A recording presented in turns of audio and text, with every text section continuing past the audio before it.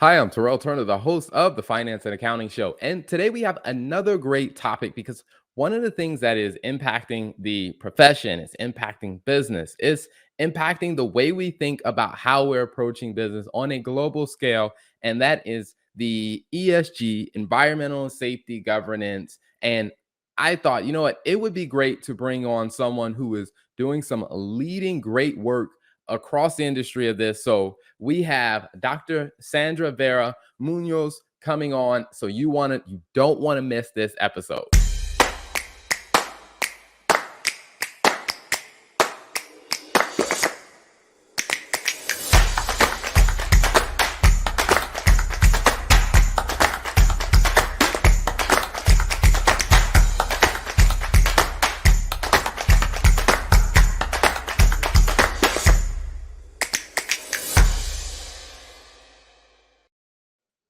So without further ado, let me bring on Dr. Sandra. Welcome to the show. Thank you, Terrell. It's such a pleasure to be joining you today. Thank you for having me. Absolutely. I will say, for everyone in the audience that knows, I am a Notre Dame alum. So that makes it even more special that I could have a Notre Dame professor come on. Well, you make us proud. You make us all very proud. Well, thank you so much for coming on. Now, I will say your background is filled with so many great things from, numerous awards and I mean the research that you're doing. I mean, being a EY fellow, all the great work that you're doing in ethics and leadership. So, for those that may not be familiar with your background, can you share a little bit about, your background and how ESG became a topic of interest for you? Oh, well, thank you. Yes, that's a great question. How I came to be interested in this topic. So, so my background, I'm originally from Puerto Rico, and I have been living here in the States for, I think, over 33 years. Yeah, right after graduating from undergrad in Puerto Rico, I went on to work with one of the then Big Eight, Arthur Anderson. So my entry level job was in the audit division of Arthur Anderson in the San Juan office. And I liked it a lot, but I also had an inkling that I wanted to be in academia. So anyway, long story short, I ended up at the University of Texas in Austin getting my PhD. My husband taught there for the 5 years that I was at UT Austin. And then right after graduating from UT Austin in 94, I went on the market and I interviewed at Notre Dame, and I love this place, love at first sight. And I have been at Notre Dame since 1994. So it's been, I've been extremely fortunate. So to your question about how I ended up in the interested in ESG education and ESG research. Um, Interestingly enough, back in 2009, I went to the annual meeting of the American Accounting Association, and that was in New York City. And in these meetings, we invite plenary speakers. One of the plenary speakers at that 2009 meeting, her name is Mindy Lober. And if you have never heard of Miss Lober, she's the president and CEO of this NGO called CERES, and CERES stands for Coalition of Environmental Responsible Economies. So Ms. Lober, the first thing that comes out of her mouth is, I am a lawyer by training. So you might be wondering, what am I doing here addressing 2,000 accountants in the same room? And so that was her opening remarks. And of course, she got our attention really quickly. And she said to us, listen, I talk to investors every day on a daily basis. And what I hear from investors is we want to know more about what companies are doing regarding sustainability. Back then, they didn't really refer to the concept of ESG, environmental, social, and governance. It was mostly sustainability. But investors are clamoring for information about what companies are doing regarding sustainability. And they want to know, they're also clamoring for transparency of information, comparability of information. So as accountants, you guys have a very important role to play because of your skill set. You guys know how to measure things, you guys know how to report things, you know how to communicate things, and you know how to provide third party verification and assurance on information. So with those skills, you can use those skills to measure, report, communicate, and verify sustainability information, right? And add credibility to this information. Now, Terrell, back then, I was not doing anything, any teaching or any research related to sustainability, right? But Miss Lover really put a bug in my ear. So when I came back from that annual meeting back in 2009, my I started thinking about, I think she's onto something here. So I started thinking about possible research questions related to ESG. And long story short, I put together a research team composed of two wonderful co-authors. All the three of us, we met at the New Faculty Consortium, and then so we started brainstorming about research questions, and we ended up asking questions related to: do investors care about climate, about carbon emissions data, about greenhouse gas emissions data? And so that was our very first question, right? It's like, let's put Ms. Lover's assertion to test, right? Because what my takeaway from Ms. Lover's presentation was that if investors are paying attention to ESG data, and then I thought that starting to focus on the E part of ESG, environmental, carbon emissions, or greenhouse gas emissions in general, that was a good way to start in this journey. So that's how I started. And to be fair, like I mentioned earlier, the ESG was not even on my radar screen before that meeting. So as a result of that annual meeting, my research completely pivoted to ESG, and I've been working on that ever since. Wow. Wow. That's quite the shift. So I guess when you were studying for your PhD, what Mhm. was your initial intention of what you wanted to focus on? Great question. Yes, so my PhD at UT Austin, of course, in accounting, but I my training is in designing experiments about to try to find questions to how do the way that we do accounting affects decision makers' decisions, or how do the way that we do accounting affect how does the way that we do accounting affect the way that report users uh, use information or interpret information, right? So my dissertation paper was actually designed to answer the question about uh, if there is a connection between accounting training and whether accountants uh, pay attention to opportunity cost when they make resource allocation decisions. And the reason for that question is because, as I'm sure you know, right, being an accountant, opportunity costs are not part of the financial statements, right? They're not recorded anywhere. So my expectation was that accountants, because of their training, that we don't really think about opportunity costs. We're thinking more of the mental model of the financial statements, right? The balance sheet, the income statement, etc. So the accounting training was actually going to hinder accountants' ability to incorporate opportunity cost in their resource allocation decisions, you see.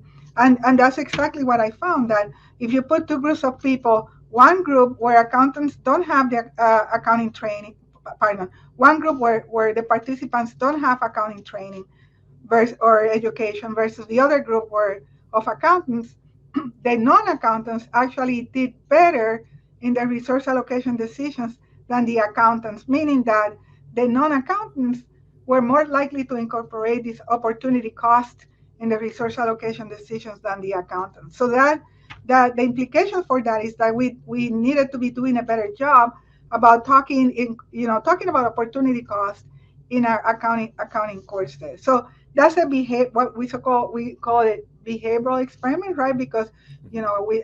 you design experiments to try to find answers to your research questions. So that has nothing to do with ESG, but still, I was very passionate about that topic. So for many years, that's what I was doing, design, with my co-authors, designing experiments to try to answer questions that you could only answer via experiments. hmm Well, I think that is amazing. Like I said, to see the shift to ESG, and I'm curious if you found that being able to design those types of experiments and being able to dig into to ask questions like that, because I will say is when I studied accounting, Mhm, opportunity cost was not a very big part of the curriculum. From where I went to undergrad or grad schools, like we heard about opportunity costs, mhm. but there wasn't like a really it wasn't drilled in as part of the curriculum. So I Yes. think, as you mentioned about non-finance people tend to take the opportunity cost into account a little bit more with Mhm. resource allocations. I guess when it comes down, do you see any connection to that as you're looking now into ESG? Is has the accounting program positioned us well to take into account the impact of the environmental standards, or what are your thoughts on that? That is a great question. Well, here at Notre Dame in the accounting department, Terrell, we are we are making we're investing in resources so that we can claim our stake in leadership in ESG education and research. So we have two courses on sustainability or accountability in the accounting curriculum. Both of them are electives. One of the courses is offered by my colleague Peter Easton. It's called Accountability in a Sustainable World. So he's teaching that course this semester. It's open to everybody at Notre Dame. It has no prerequisites and it's open to undergraduate as well as graduate students. The Center for Accounting Research and Education, which Peter is the director of, uh, it also has a new journal. It's called the same title as the course, Accountability in a Sustainable World. And it's precisely to bridge, the purpose of the journal is to bridge the gap between academics and practitioners in topics related to ESG, right? So the first issue of the journal came out, I think, last week or a couple of weeks ago. Then in the spring, I teach a course, Sustainability Accounting and Reporting and Impact Investing. And that course, similar to Peter's course, also has no prerequisite, is open to all students at Notre Dame, all undergraduate students at Notre Dame. And this course is a semester-long course, it's an elective, and we talk about all of the topics that are relevant for accountants and also non-accountants to be aware of. So, for example, the regulatory frameworks, the standards, accounting for greenhouse gas emissions, verification and assurance of those emissions. We also talk about integrated reporting, and students do interactive case studies. They do debates. They engage with guest speakers. The second part of the course is impact investing. So two Notre Dame grads who are experts on impact investing, they also come to the classroom to also share their expertise in impact investing with the students, so that then they can see the connection between the accounting side as well as the impact investing side. Um, we also hired recently um, um, a teaching professor who is also being skilled in ESG. So she is helping us also develop materials that can be embedded in all other accounting courses in the curriculum. So yes, in the accounting department, we take ESG education, sustainability education very seriously. We are very fortunate to be at Notre Dame, to be in Mendoza, because we get the full support of the dean, Martin Kremers. We also get the full support of the university. As our logo says, grow the good in business, right? So this is Notre Dame. I could not think of a better place to be at um, when you're interested in ESG education and research, because this is extremely important for Mendoza. It's also extremely important for Notre Dame. And so there are many more good things coming down the line related to enhancing our leadership in both of these areas, education and research.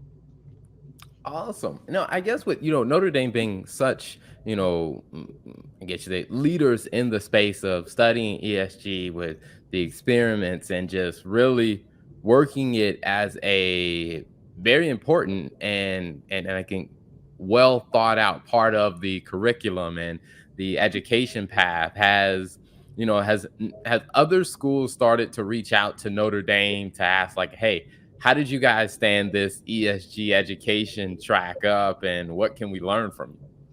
hmm Yeah, so I have had multiple requests from colleagues from other schools um, asking for my course syllabus and indicating, oh, I want to develop a course on sustainability, or I want to include at least, one or two lessons on sustainability in my course. Would you be willing to share your syllabus? And of course, I say, yes, of course.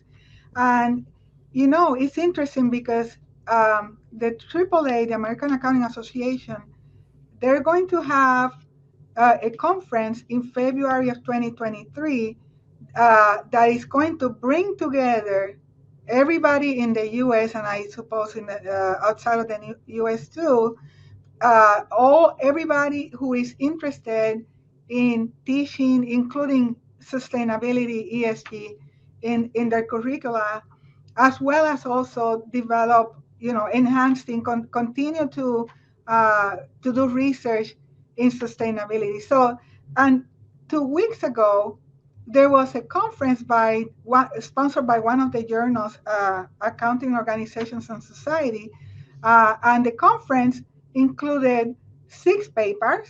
Uh, all 6 papers were about ESG.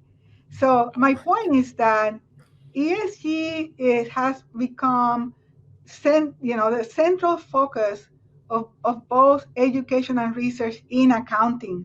You see, so now we have like this large community of academicians as well as practitioners who are extremely interested in making sure that our students, when they graduate, that they have, at least the foundations. For some students, would be just the foundations, but for other students, would be more than just foundation. Would be more, nuanced knowledge of this ecosystem, so that when they go, join their organizations, their employers, they can hit the ground running. So yeah, I think this sharing, sharing your syllabi, sharing your research related to ESG has become mainstream now. Awesome. So one of the things that I'm curious about is, as you said, your original kind of focus when you were doing your PhD is just you know, how the accounting information or how accountants impact the decision-making process. Now, Mhm.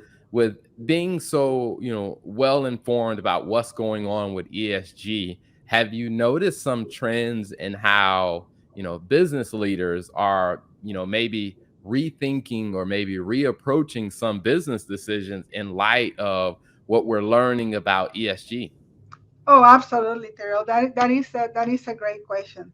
So let me share with you what I see, what I have seen over the years, right? And I think I'm going to link your question to the role that accountants now are playing and will continue to play in this ESG ecosystem, so that you can see the link between accountants and what the business leaders are doing. So I can think of at least 4 areas in which accountants are playing a very incredibly important role in the ESG ecosystem. The first role has to do with accounting, measuring, communicating, and providing verification and assurance on ESG information. So business leaders, they know that um, investors are clamoring for this information, but not just any information. It's information that is credible, right? And it's information that is relevant, and it's information that is comparable. That's where the challenges are, Terrell, is the comparability of information and the credibility of information, right? So some companies, and I will elaborate on this later on, but uh, companies really want to act in good faith in the sense, or at least most companies, in the sense that they want to put out information that is relevant and transparent and credible, right? But as accountants, we have the skills to do that, to measure, to account for say greenhouse gas emissions, to communicate and to provide assurance. Just to give you an idea, to link it to climate risk. So think about climate risk as investment risk, right? Climate risk is also an existential threat to many cities and to many states, right? So therefore, it's also an existential threat to corporations, right? So NOAA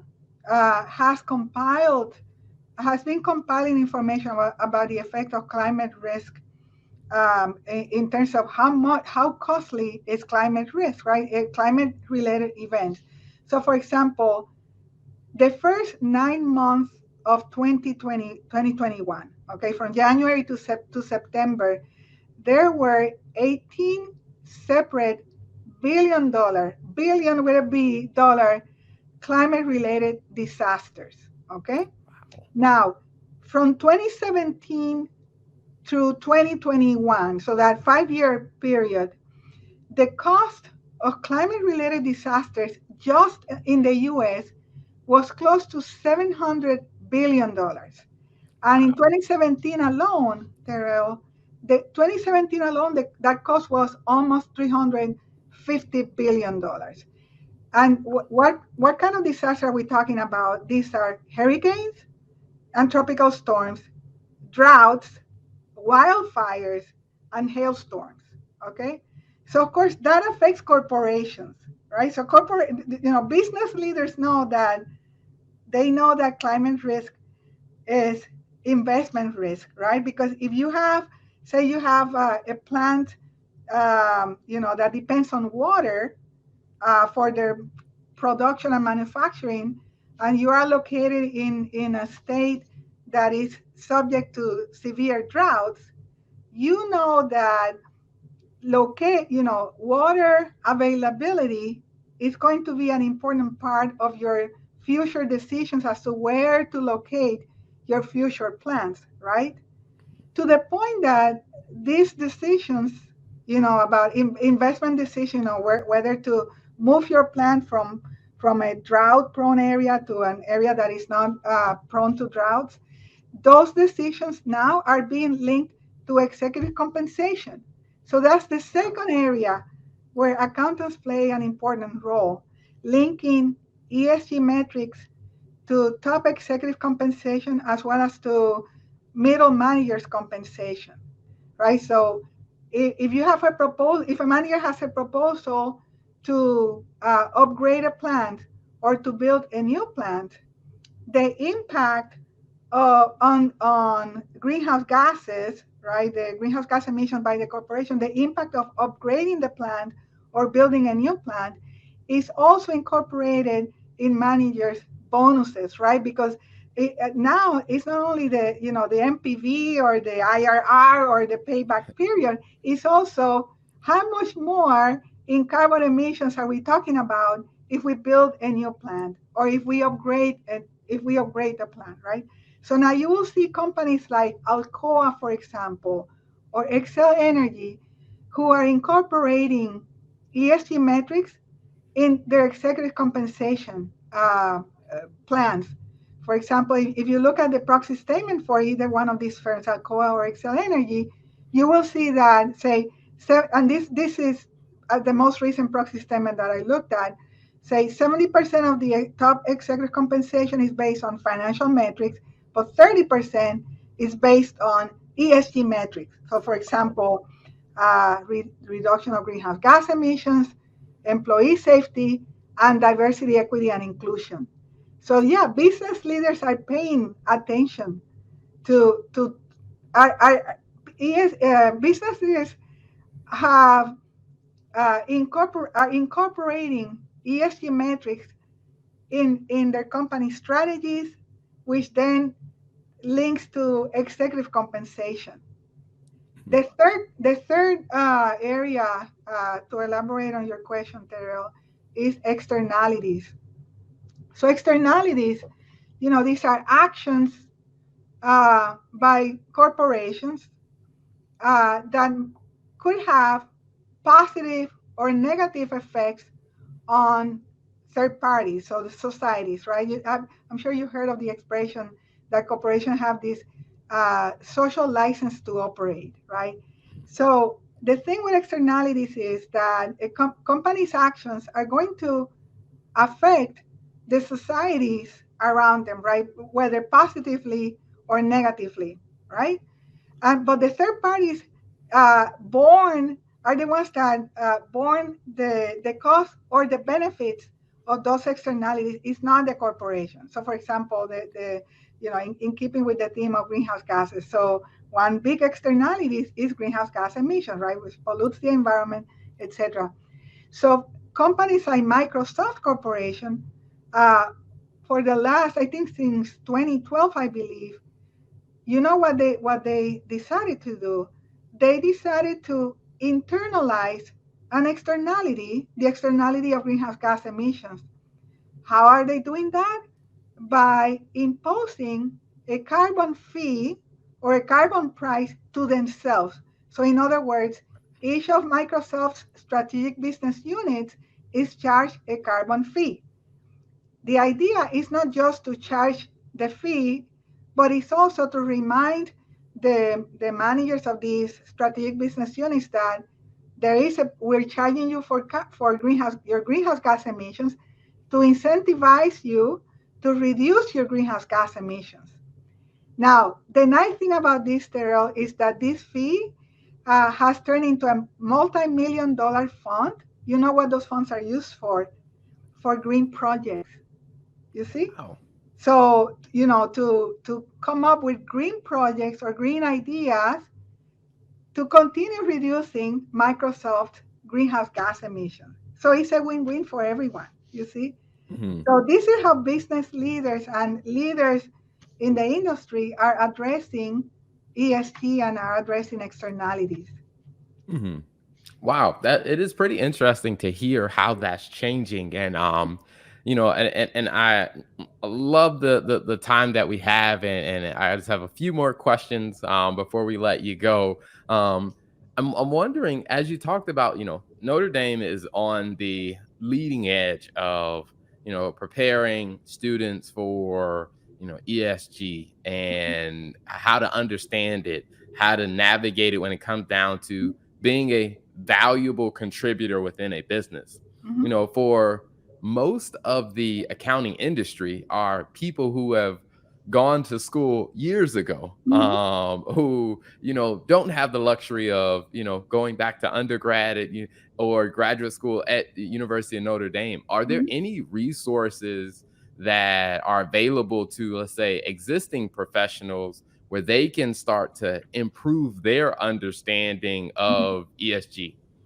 Oh, that's a great question. So let me tell you that I believe all big firms are investing a lot of money into training their people on ESG, and they are partnering with schools, right, to help them with those efforts, right. And so every time that we have our members of the advisory board and recruiters from the big four, the mid-tier firms, and industry, we hear uh, we hear about what these firms are doing to train everybody at the firm across all levels on ESG, right?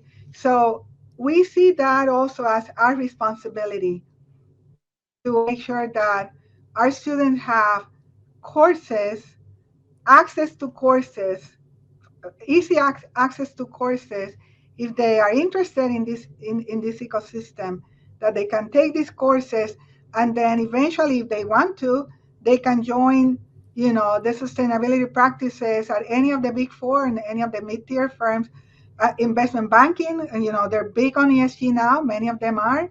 So that, yeah, it's so those resources are available. We, of course, the firms also have their own in-house experts, and we also rely on them, for example, for data and cases and that kind of thing that we can bring into the classroom.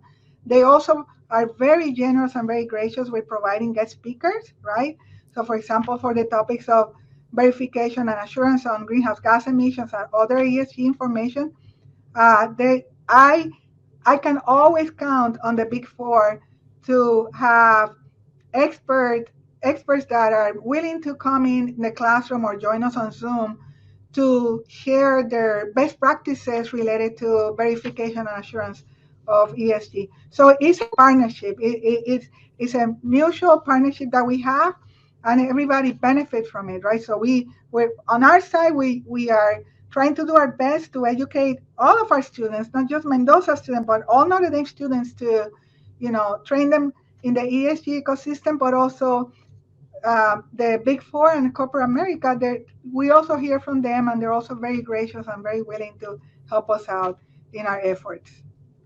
Awesome. So now, if people are interested in learning more about, what's going on in Notre Dame and seeing some of the research and what you're doing, where is a good place for them to find you online? Oh yeah, so the easiest place is they can just Google me, just type in Sandra Vera-Munoz. Yeah, there you go. That's my webpage in the Mendoza College of Business, the directory, and there you can see the research I'm working on, and my publications and my interests, and of course, please do feel free to reach out to me. I'm very passionate about ESG education and research. It's a village. We are developing this beautiful village of academicians and practitioners who are all interested in everything related to ESG and helping corporations, disclose and report ESG information. So I'm always I always welcome conversations related to ESG. Awesome. I love it. Well, one final question before we wrap up. I mean, I know a lot of people are, especially existing professionals, are newer to understanding ESG and how it really ties into decision making. I know we talked a little bit about that, but if you were talking to someone and they said, hey, what's one really big takeaway I can, get from the conversation that you and Terrell had? What would you tell them is like, hey, here's one big takeaway from this conversation?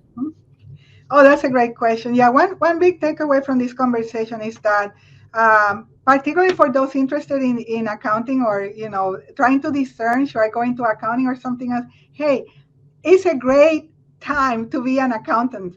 And I see the passion from the students, right? Because now this big ecosystem has opened up to us, and we can use the skills that we develop, for accounting, and then we can transfer those skills to try to help both sides of the reporters of ESG information as well as users of ESG information.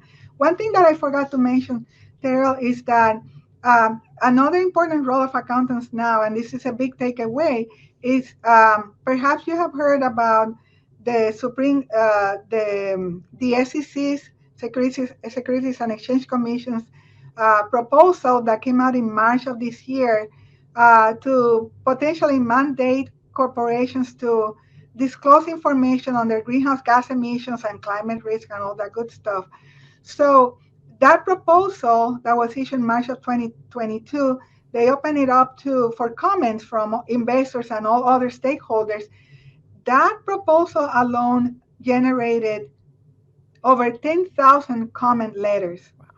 Over 10,000 comment letters, which is a record number, as I understand it.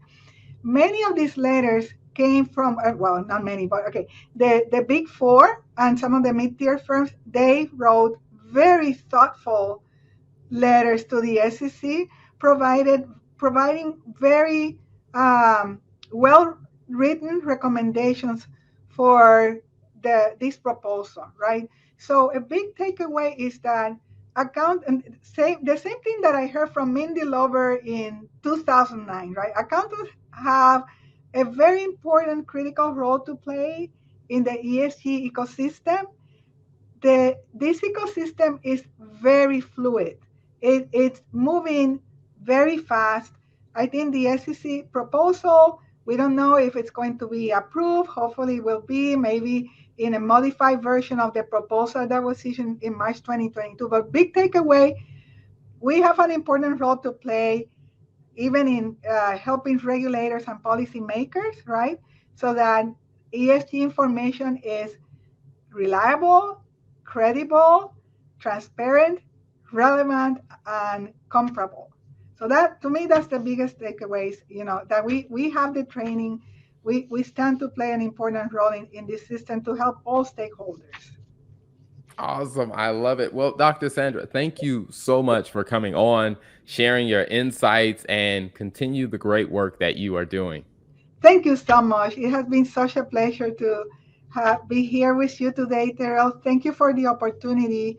As you know, I'm very passionate about everything ESG, so I always welcome the opportunity to share with you and your viewers ESG. So thank you. Thank you again. Thank you. Thank you for tuning in to another episode of the Finance and Accounting Show. If you like what you heard, don't be selfish. Make sure you hit that subscribe button and then share this with a friend, because you know a business owner that could definitely use this insight. So be sure to hit that subscribe button, share it with a friend, and turn on the notification bell so you get all the updates when we release a new episode.